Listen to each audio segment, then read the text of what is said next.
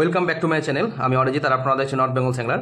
তো ভিউয়ার্স, আপনারা তো সব জায়গাতেই মাছ ধরতে যাচ্ছেন, তো মাছ ধরার জন্য অনেকেই অনেক ধরনের চার ব্যবহার করছেন।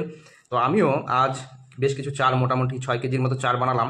তো এই চারটা খুব কার্যকরী একটা চার। আপনারা এটা মিষ্টি চার, এক ধরনের মিষ্টি চার। একটু অন্য উপায়ে চারটা তৈরি করছি। তো কী উপায়ে চারটা তৈরি করছি ভিডিওটা না দেখলে তো বুঝতে পারবেন না। তো ভিডিওটা আপনাদেরকে অবশ্যই দেখতে হবে। তো বলে রাখি আরেকটা কথা, ভিডিওটাতে যদি আপনারা ফার্স্ট 5 জন কমেন্ট করতে পারেন ফার্স্টে, তাদেরকে আমি এই চারটা 1 মাস পরে ব্যবহারের জন্য 100 গ্রাম করে ফ্রি গিফট হিসেবে দেবো। এবং আপনাদেরকে অবশ্যই তার জন্য আপনাদের যাবতীয় ডিটেলস, ফোন নাম্বার এবং কন্ট্যাক্ট যে আপনাদের অ্যাড্রেস রয়েছে তা কমেন্ট বক্সে এসে জানাবেন। এই চারটা প্রস্তুত হতে মোটামুটি 1 মাস সময় লাগবে এবং কীভাবে সেটা তৈরি করছি ভিডিওতে না দেখলে বুঝতে পারবেন না।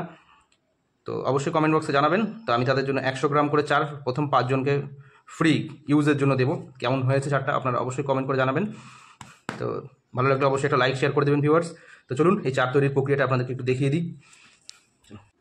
বন্ধুরা, চার তৈরির জন্য প্রথমে এখানে 750 সরিষার খোল, সেটা এরকম ডাস্ট করে নিতে হবে। ডাস্ট করে নিয়ে সেটাকে কড়াইয়ে সুন্দর করে একটু ভেজে নেবেন, যাতে পুড়ে না যায় সেদিকে খেয়াল রাখতে হবে। তো চলুন আমি প্রথমে এই খোলটাকে একটু ভেজে নিচ্ছি। ফার্স্ট এই কাজটাই আপনাদেরকে করতে হবে। তো বন্ধুরা, খোলটাকে এইভাবে কড়াইয়ের মধ্যে দিয়ে, শুকনো কড়াইয়ে কোনো কিছু দিতে হবে না, এইভাবে দিয়ে শুকনো কড়াইয়ে হালকা আঁচে নাড়তে থাকবেন, যাতে পুড়ে না যায় সেদিকে খেয়াল রাখতে হবে। মাঝে মাঝে নিচে ধরে যাওয়ার চান্স থাকে, তাই অবশ্যই আঁচটা কমিয়ে দিবেন।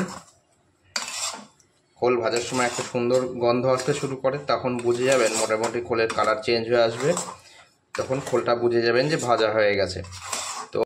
তো বন্ধুরা, এখানে সরিষার খোল ভাজা হয়ে গেছে। সুন্দর করে সরিষার খোলটা ভাজা করে নিয়েছি। যদি 2-1টা দানা থাকে তো কোনো অসুবিধা নেই, একদম ডাস্ট কালচে কালচে ভাব। তো এর মধ্যে এবার কী কী দিচ্ছি একটু দেখিয়ে দিই আপনাদেরকে।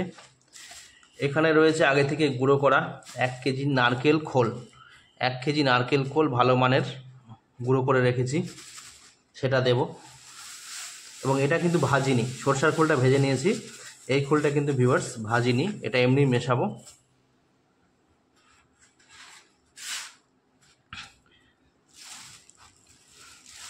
এখানে রয়েছে 1 কেজি ভালো মানের ঘিয়ের ছাকা। 1 কেজি ঘিয়ের ছাকা নিয়েছি। আপনারা অবশ্যই সমপরিমাণ এই যা যা নিয়েছি তা সব 1 কেজি কম বেশি রয়েছে। এখানেও 1 কেজি ঘিয়ের ছাকা, খুব ভালো মানের এটা ঘিয়ের ছাকা, ডাস্ট করে নিয়েছি। তো চার তৈরির জন্য অবশ্যই ঘিয়ের ছাকা দিতে হবে, তাহলে চালের মান অনেক বেশি ভালো হবে। তো আমি 1 কিলো ঘিয়ের ছাকা দিয়ে দিচ্ছি। এই চারটা সব মাছের জন্য, রুই কাতলা সব মাছ খাবে। দিয়ে মিশ্রণগুলোকে ফার্স্ট ভালো মতো একটু মিশিয়ে নেবেন। এরপর কি দিব সেটাও দেখাবো।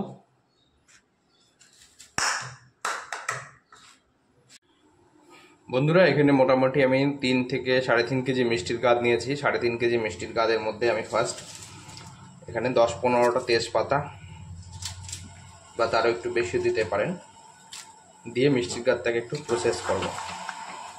মিষ্টির গাদটা জমে রয়েছে, আপনারা অবশ্যই এরকম কড়াইয়ের মধ্যে গিয়ে মিষ্টির গাদটাকে একটু গরম করে নেবেন, তাতে মিষ্টির গাদটা মিশবে ভালো।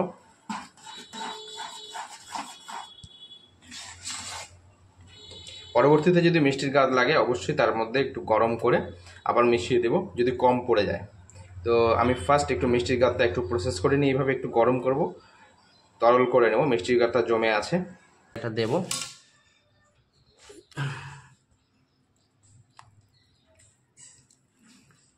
অবশ্যই মিষ্টির গাদ প্রসেস করে নিতে হবে, নাহলে কিন্তু মিশবে না ভালো মতো। এবং আপনারা হয়তো বলবেন যে মশলা দিলেন না কেন। তো মিষ্টির গাদ দিয়ে এইভাবে প্রসেস করে রেখে অন্তত মাসখানেক পর এর মধ্যে আমি মশলা মেশাবো। এখন খোলটার মধ্যে যাবতীয় যা কার্যক্রম এর মধ্যে চলবে, এর যে কোনো যদি এক্সট্রা কোনো গন্ধ থাকে সেগুলোও চলে যাবে, যেগুলো গ্যাস থাকবে সেগুলো চলে যাবে। অবশ্যই কৌটাজাত করে মাসখানেক এটাকে আমি রোদে রেখে দেব এইভাবে। পরবর্তীতে এর মধ্যে মশলা মেশাবো, মশলা এবং কি কি দেব সেগুলো আপনাদের সাথে শেয়ার করব।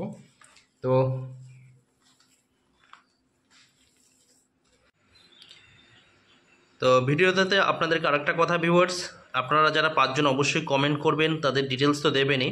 তো একটা কথা বলে রাখি, অবশ্যই এই বিষয়টা প্রযোজ্য শুধুমাত্র যারা ইন্ডিয়াতে রয়েছে, অর্থাৎ যাদেরকে কুরিয়ারে পাঠানোর সুবিধা রয়েছে। আমি তো ইন্ডিয়াতে রয়েছি, তো বাংলাদেশে পাঠানোর খুব অসুবিধা এখান থেকে। তো পরবর্তীতে চেষ্টা করব বাংলাদেশে পাঠানোর জন্য। তো আপাতত আমি ইন্ডিয়াতে প্রথম 5 জন যারা কমেন্ট করবেন তাদেরকে এই চারটা আমি উপহার হিসাবে দেব। এবং কেমন হচ্ছে অবশ্যই কমেন্ট করে আপনাদেরকে জানাতে হবে চারটা কেমন হয়েছে ইউজ করে। আপনারা অবশ্যই কমেন্ট বক্সে